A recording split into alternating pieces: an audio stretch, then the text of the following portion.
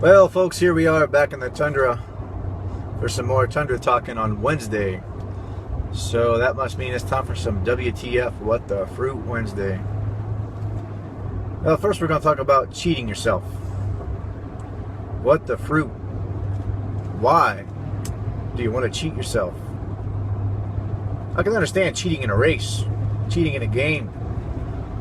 I don't condone it, but I can understand it. But when you're cheating yourself, you're not cheating an opponent. You're not cheating an adversary. You're not cheating a friend in a friendly competition. You're cheating yourself. What's the point? You're saying you can't beat yourself? You got to win against yourself? You're scared to lose to yourself?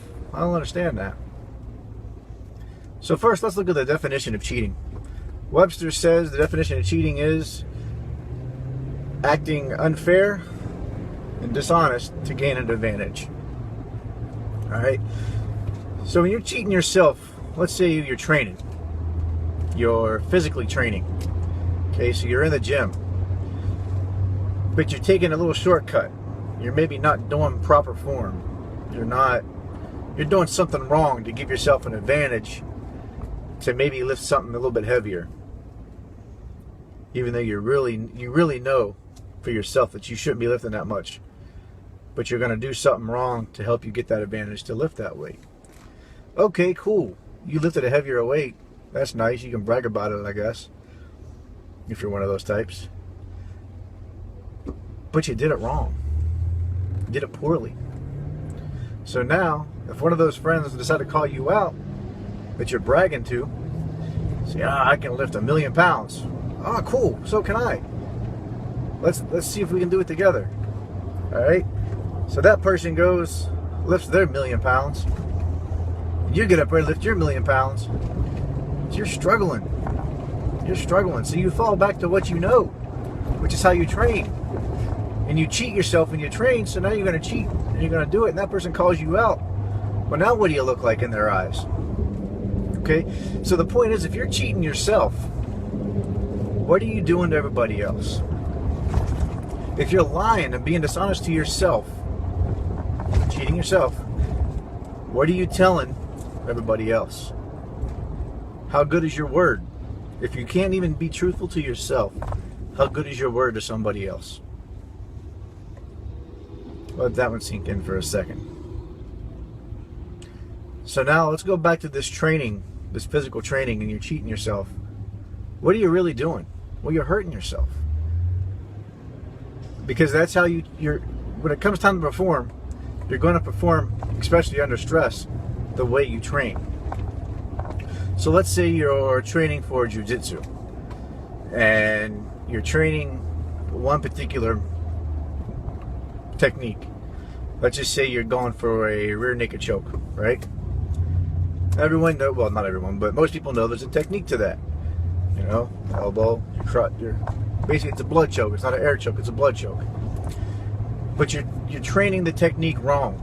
You're not doing it exactly right. So what happens? Well, the technique doesn't work as effectively as it's designed to work. So you keep training wrong. You keep training wrong. You keep training wrong. You're training wrong because maybe this way is more comfortable to you. It feels better to you, even though it's wrong. It still feels better to you. So you do that, and you do that, and you do that. And that's just how you do it. All right? So now, let's say it's time to put that jiu-jitsu to work. You're getting into it. You're in a street fight now. Someone's attacked you, your loved ones, and you have no choice but to defend yourself and your family. And you're using this jiu-jitsu that you've been training for. You've been training with over and over again, but you're training it wrong. You're doing it wrong. Well, it just so happens this attacker, this opponent, knows what he's doing. This attacker knows jiu-jitsu also. Except this attacker knows a little bit more than you do. And guess what? He does it right. He trains right. He knows how to use it properly. This technique that you're training for and doing it wrong, he's been doing it right for years. So you get to this person and you get him in a rear naked choke position and you start to apply this maneuver. Well, this person picks up instantly that you're doing it wrong. and he counters it, escapes, gets out, and now he's choking you out. But here's the difference. He's doing it right. And guess what? 3 to 6 seconds, you're done. You're out. You're gone. You are passed out because the blood flow has been disrupted. You're done. Well, now this attacker just takes everything you own. He takes your family, rapes your wives, murders your kids.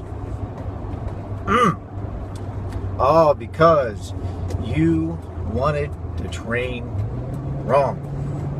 You wanted to take a shortcut. You didn't want to put in the work, the effort, when it came time to work.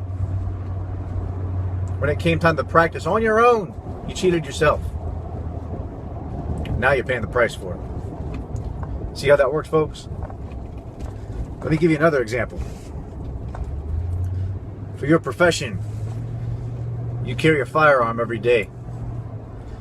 So you got to be proficient with that firearm. You got to qualify a couple times a year. Well, during that qualification, you have to reload. You got to reload your weapon.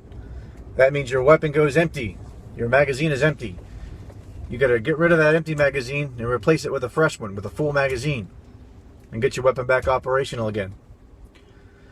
So during this course of fire, you got to do a reload drill.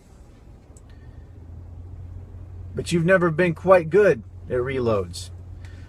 You can't quite make the reload time and get your shots off within a lot amount of time. So you take a little shortcut. You know this drill's coming up. You know this reload phase is coming up in this course of fire. So before you get the command to fire, you reach over and you unsnap your magazine pouches. So now when you're shooting and your gun doesn't go bang, it goes click. All you gotta do is reach over, grab your magazine, put it in, you're good to go. Because you've taken a step. You've cheated the system. You cheated yourself.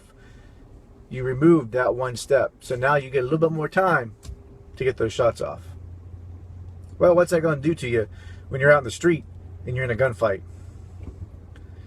You're going to expect when it's time to do a reload, and you will do a reload. You're going to do one, but you're going to do it wrong.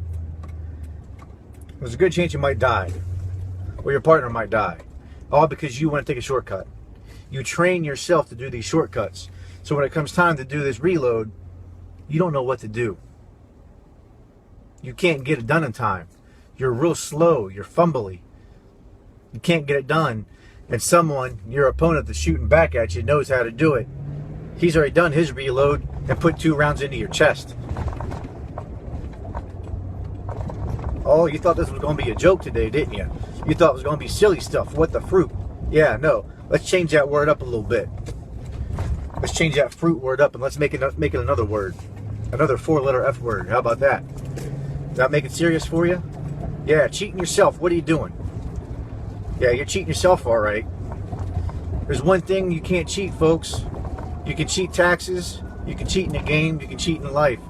But let me tell you what you cannot cheat. You cannot cheat death. Death cannot be cheated. I can't say that anymore. Any differently. You understand what I'm saying? Stop cheating yourself. Train right. Train properly. Train 100%. If you can't do it, find someone that can teach you how to do it and train properly. Can you tell I'm passionate about this, folks? Have a good day. As always, get some.